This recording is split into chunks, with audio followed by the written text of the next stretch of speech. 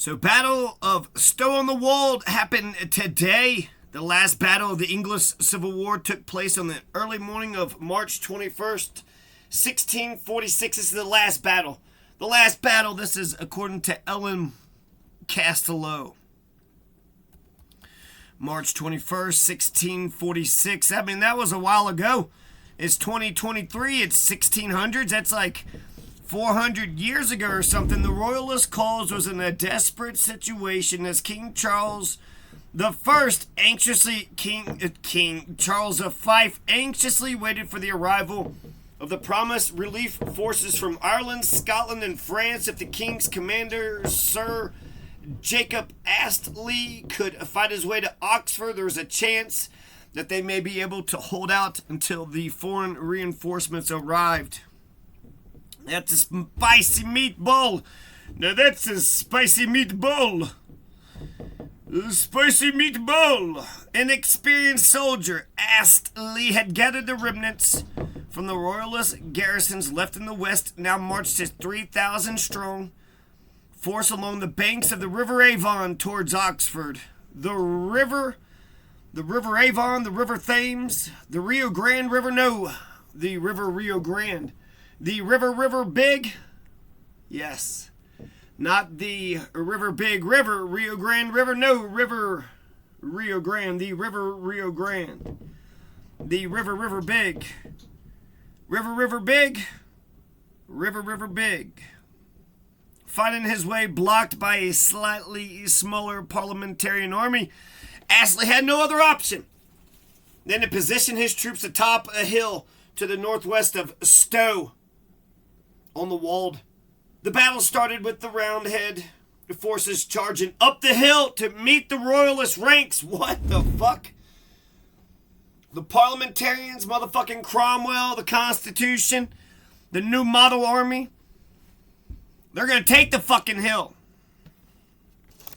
Is this a hill they're going to die on? Maybe, probably. Against the royalist ranks, initially the parliamentary infantry were pushed back, of course, but when the cavalry of Sir William Brereton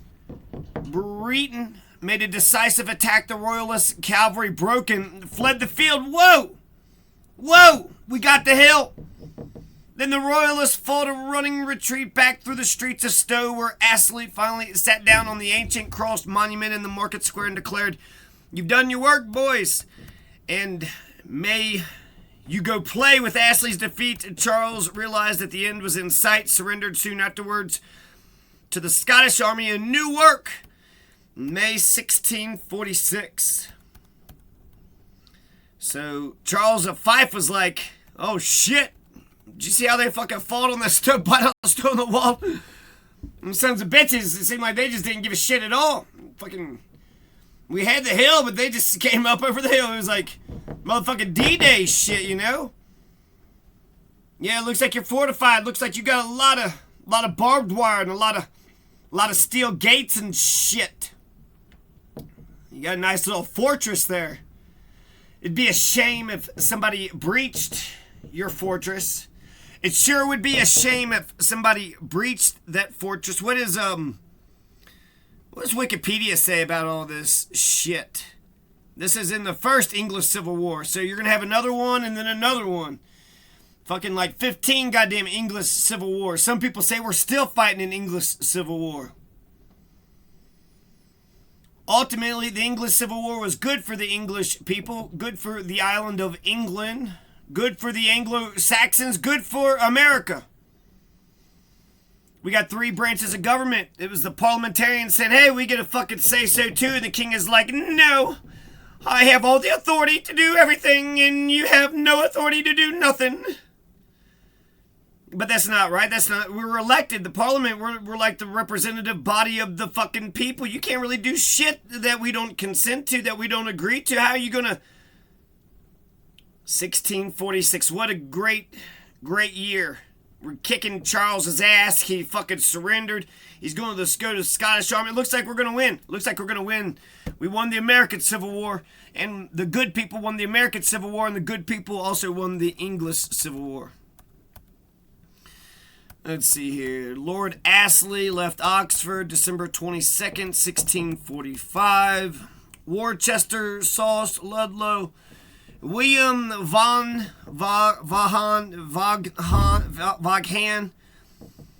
Boodley, Lord Byron, the fall of Chester.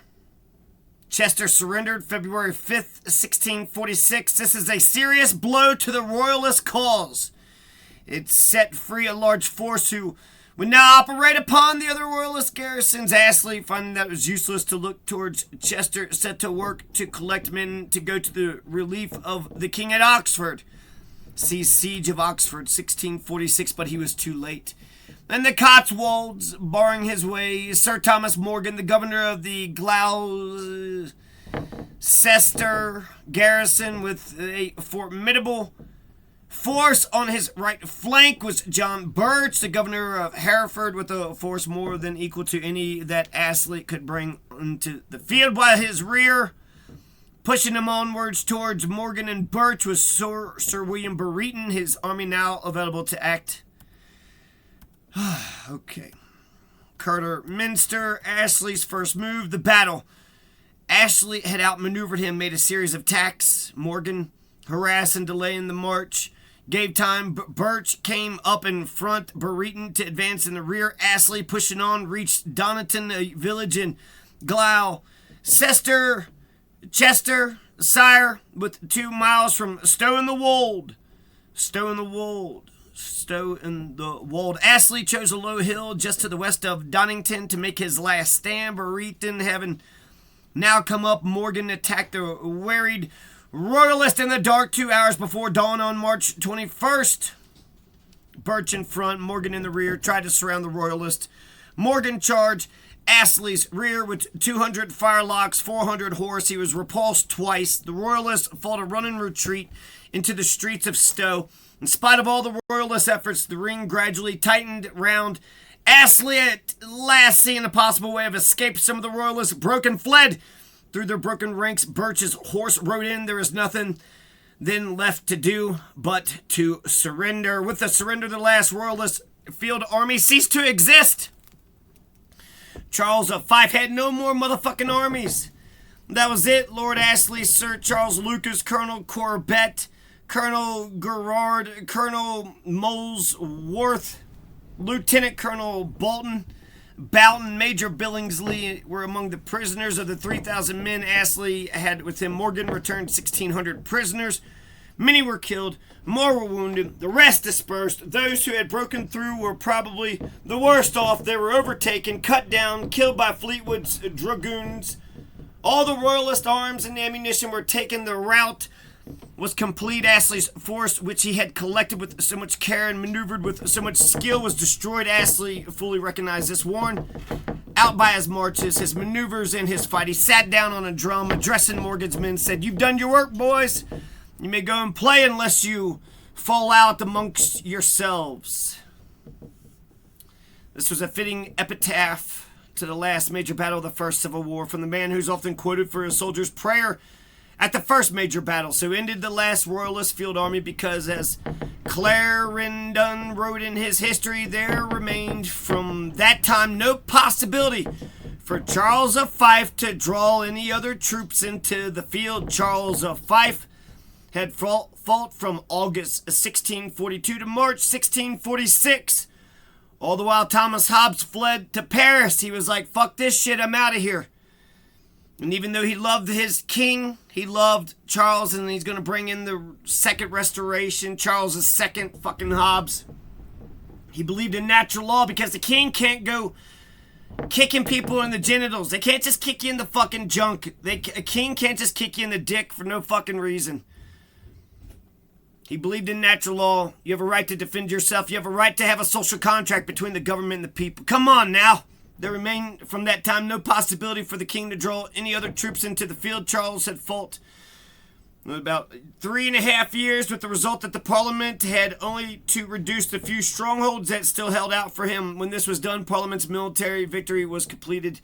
So there's a couple towns that were just a bunch of royalists. No, we loves our kings. But they had to go, shut your mouths, to the mayors in the towns. No, we're in charge. No, you shut your mouth. You didn't even have to do that. You didn't even have to do that. You're in charge now, and then, it might be backwards in that town. Well, maybe it's probably important. In St. Edward's Church, Stow on the Wold, there's a monument to Sir Hastings Keite, a royalist captain killed in the battle at age 23. Why, St. Edward, would you do that? Why would you do that, St. Edward? Why do we know so many of the fucking names of the royalists? How many of the fucking goddamn parliamentarians were in the battle? You had Sir Jacob Astley versus William Brereton and Colonel Thomas Morgan. Who's this Thomas Morgan? Do I like Brereton better? Thomas Morgan. All right, goofy little fat guy with a head of hair, a bunch of hair, fat, portly little jolly Santa Claus with a head of just nice, gorgeous mane, like a lion's mane, a whole bunch of dark, flowing mane. During the Wars of the Three Kingdoms, he fought for Parliament. He played an important role in the 1660 Stuart Restoration. Wait, what? Oh my God, you son of a bitch. What happened? What the fuck happened? He fought under Thomas Fairfax. Oh, okay, there it is. Thomas Fairfax, he was won the Civil War, but didn't want to go as far as Oliver Cromwell did, and then felt bad about the shit. So he took Chepstow Castle and Monmouth besieged Raglan Castle, assisted General George Monk in Scotland, and was promoted to Major General, second in command in Flanders, 1657, knighted on his return, 1658, rejoined Monk in Scotland, played a conspicuous part in the Stuart Restoration in Edinburgh. His Scottish command was disbanded in December. He was rewarded with a baronetcy February 1st, 1661. Oh my goodness, I am so... Let's check out this Brereton guy. I bet he's cooler. English religious independent author, landowner from Cheshire. He's a member of Parliament for Cheshire at various times between 1628 and 1653. During the First English Civil War, commander of the parliamentarian forces in the North Midlands. Sir William Brereton. In the 1630s, he traveled extensively through France, the Dutch Republic, Scotland, Ireland. His travel journals from 1634, 1635 were published in the 19th century. His records and letters from the Civil War are a primary source for parliamentary local administration in the period, as well as the internal divisions that led to the Second English Civil War. Despite a lack of prior military experience, he proved an energetic and capable soldier, one of the most powerful men in England when the First Civil War ended in 1646. However, he gave up his local offices, and although nominated as a judge, refused to attend the trial of Charles of Fife in January of 1649. He was elected to the English Council of State 1652 and 53, rarely attended, living in semi-retirement in London. He resumed his seat for Cheshire when the Long Parliament was reinstated, 1659 until its dissolution, March 1660, and then died April 7th, 1661. What the fuck? These goddamn parliamentarians don't stay fucking parliamentarians for too long. You guys are all Oliver Cromwell's people? He was intercepted, defeated at Stow on the Wold. Stow on the Wold. Stow on the Wold. Charles of... It's a market town. Stow on the Wold is a market town in Gloucestershire, England, on top of an 800-foot hill at the junction of main roads through the Cotswolds, including the Fosse Way, which is of Roman origin. The town was founded by Norman lords to absorb trade from the roads converging there. Fairs have been held by royal charter since 1330. A horse fair is still held on the edge of town, nearest to Oddington, in May and October each year. So, what's your point? Hundreds of prisoners being confined for some time at St. Edward's. The battle took place 1 mile north of Stow on the Wold. After initial royalist success, the superiority of the parliamentary forces overwhelmed and routed the royalist forces. Fleeing the field, the royalists fought a running fight back into the streets of Stow, where the final action took place, culminating in surrender in the market square. Nice! Get back! Get back! Why don't you just give up? Okay, we'll give up. They had him all surrounded in the fucking market square. They're about to be motherfucking strung up. About to be drawn and quartered. About to be put in front of a damn firing squad. Yeah, surrender is the only thing those damn sons of bitches. And then he gives himself up. Fucking Charles of Fife. All right, I quit. Motherfucker, I thought you were fighting for your honor and shit. No, not really. Just let me live, okay? And I'll give you $1. What do you say? Huh? For old time's sake.